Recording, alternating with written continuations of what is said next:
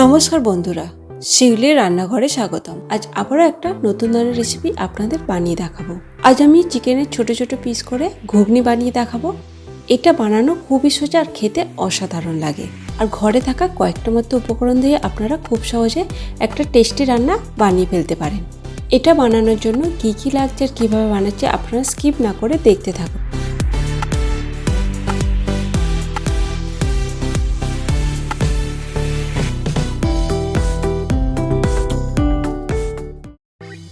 এই ঘুগনি বানানোর জন্য আমি এখানে মটর নিয়েছি। এই মটরটাকে আমি সারা রাত ভিজিয়ে রেখেছিলাম। আমার এখানে 300 গ্রাম মটর রয়েছে। এই মটরটাকে এবার আমি সেদ্ধ করে নেব। এবার আমি মটরটাকে সেদ্ধ করে নেব। প্রেসার কুকারে দিয়ে দেব, জল দিয়ে দেব, লবণ দেব, হলুদ দিয়ে দেব, ভালো করে মিশিয়ে দেব।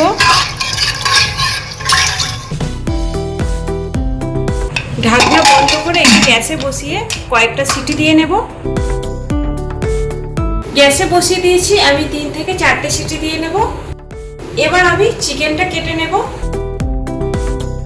আমি একটা চিকেনের পিস নিয়েছি। এই চিকেনের পিসটার ওজন 300-র মতো হবে। বোনলেস চিকেন আছে।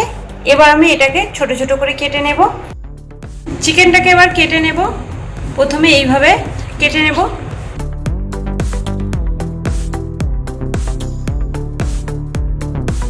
চিকেনটাকে এবার ছোট ছোট করে টুকরো করে নেব।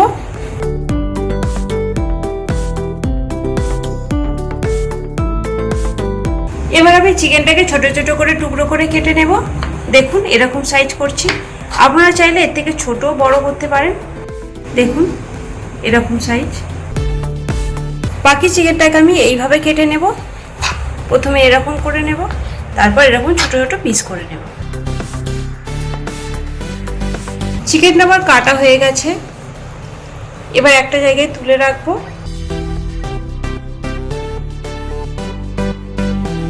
এবার এই চিকেনটাকে ম্যারিনেট করে রেখে দেব।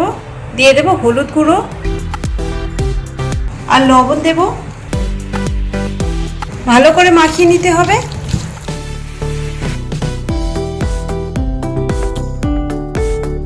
এবার ঢাকনা দিয়ে সাইডে রেখে দেব। বাকি জিনিসগুলো আমি রেডি করে নেব। চিকেন দিয়ে ঘুগনি বানানোর জন্য আমি এখানে নিয়েছি আলু। 3টে মাঝারি সাইজের আলু আমি কেটে নিয়েছি। এইভাবে পিস করেছি। দেখুন খুব ছোটও না খুব বড়ও না। আর লাগবে টমেটো কুচি। আমি 2টো বড় সাইজের টমেটো কুচিয়ে নিয়েছি। পেঁয়াজ কুচি আমি ছোট ছোট করে কুচিয়ে নিয়েছি। আপনারা চাইলে পেস্টও বানিয়ে নিতে পারেন। আমি এখানে 3টে বড় সাইজের পেঁয়াজ কুচিয়ে নিয়েছি। আর লাগবে আদা বাটা, রসুন বাটা। এবার আমি রান্নাটা শুরু করে দেব। কড়াইতে সরষের তেল দেব। তেলটা একটু গরম করে নেব। আমি প্রেসার কুকারে 3টে সিটি দিয়ে নামিয়ে রেখেছি। তেলটা গরম হয়ে গেছে। এবার আমি আলুগুলো ভেজে নেব।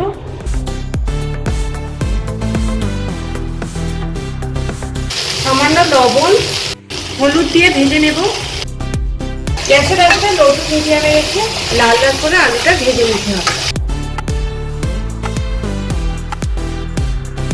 আলুগুলো আমার ভাজা হয়ে গেছে। এবার তুলে নেব।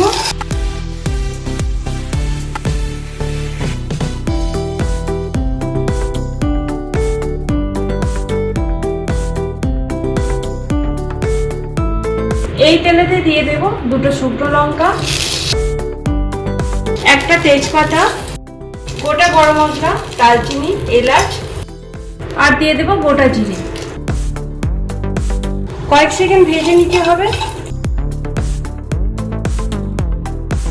এবার এতে দিয়ে দেব পেঁয়াজ কুচি। পেঁয়াজটাকে একটু ভেজে নিতে হবে।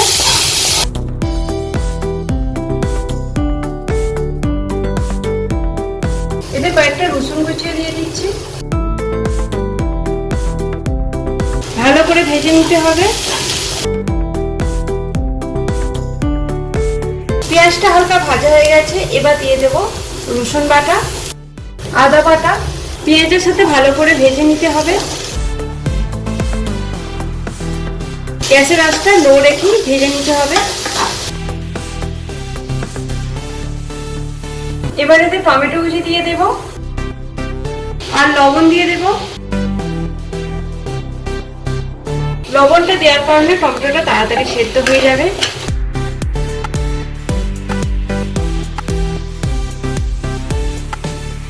এবার এতে কিছু মশলা দিয়ে দেব। হলুদ গুঁড়ো, জিরে গুঁড়ো, ধনে গুঁড়ো, লঙ্কা গুঁড়ো, কাশ্মীরি লাল লঙ্কার গুঁড়ো, অল্প করে গরম মশলা দেব। এবার মশলাটাকে ভালো করে কষে নিতে হবে।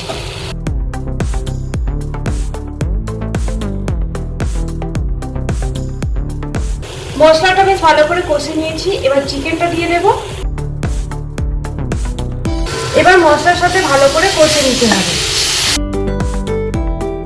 গ্যাসের আঁচটা এই সময় একটু কমিয়ে দিতে হবে। মশলার সাথে ভালো করে মিশিয়ে দিয়েছি। এবার ঢাকনা দিয়ে 2 থেকে 3 মিনিট কষে নিচ্ছি।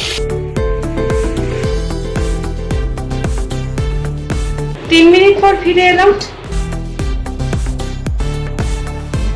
এবার ভালো করে নাড়াচাড়া করে নেব।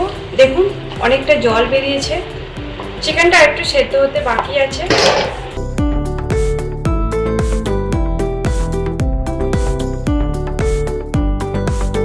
চিকেনটা নরম হয়ে গেছে দেখুন।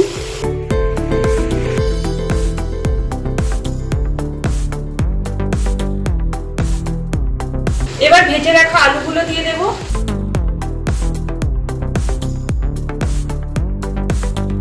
চিকেনের সাথে ভালো করে মিশিয়ে নেব।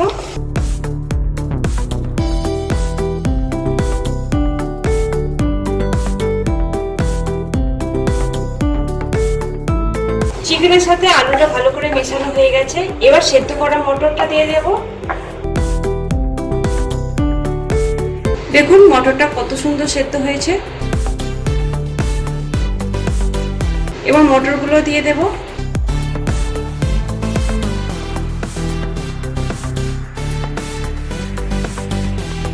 এবার গ্যাসের আঁচটা বাড়িয়ে ভালো করে সব মিশিয়ে নেব।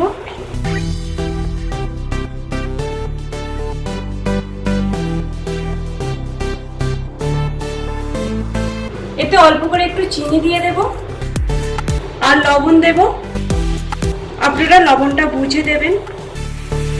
এবার ভালো করে মিশিয়ে নেব।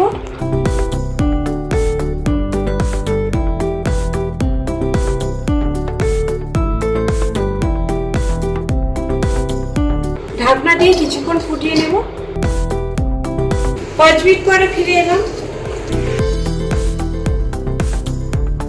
এবার ভালো করে দেখে নিই আলুগুলো সেদ্ধ হয়েছে কিনা। আলুগুলো সেদ্ধ হয়ে গেছে। এবার চিকেনটাও দেখে নেব। চিকেনটাও সেদ্ধ হয়েছে।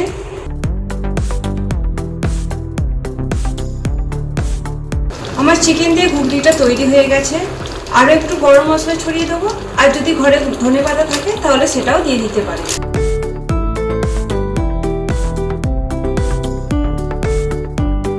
ভালো করে মিশিয়ে নেব। আজ আমি খুব সহজভাবে বানিয়ে দেখালাম। বাড়িতেও আপনারা এইভাবে বানিয়ে দেখুন। এবার এটাকে আমি নামিয়ে নেব।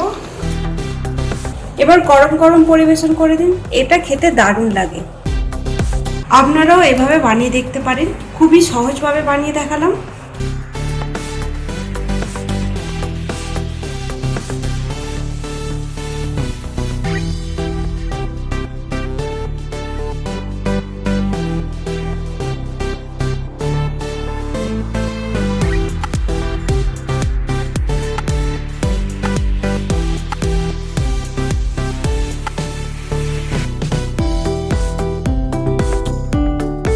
আজ আমি পরোটার সাথে পরিবেশন করলাম। আপনারা চাইলে রুটি, লুচি, নানপুরির সাথেও পরিবেশন করতে পারেন।